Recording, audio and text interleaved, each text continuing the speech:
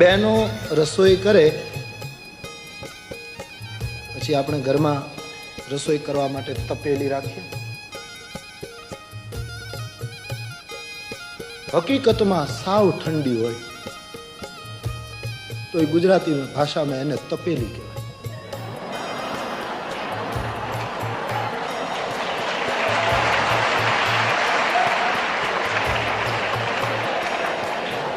સાવ ઠંડી ટાઢી ઠીકરા જેવી હોય.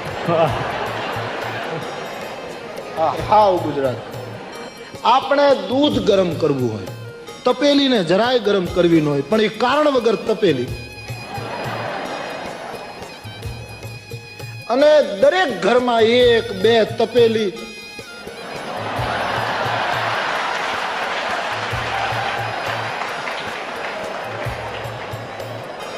બહેનો મને માફ કરે. હા ભાઈ, ઘણા ભાગશાળીના ઘરમાં તો આખી અભરાય તપેલીની હોય. સાસુ તપેલી, વહુ તપેલી, નણંદ તપેલી, આખા ઘરમાં બધું તપેલું જ હોય.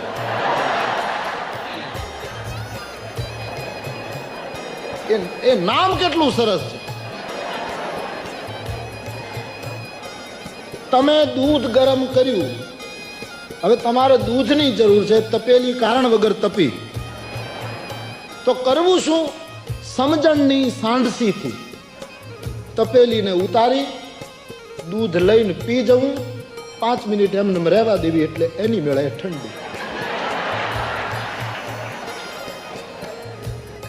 બહેનોને એમ થશે કે મારું કીધું એવું નથી, તપેલા હોય છે.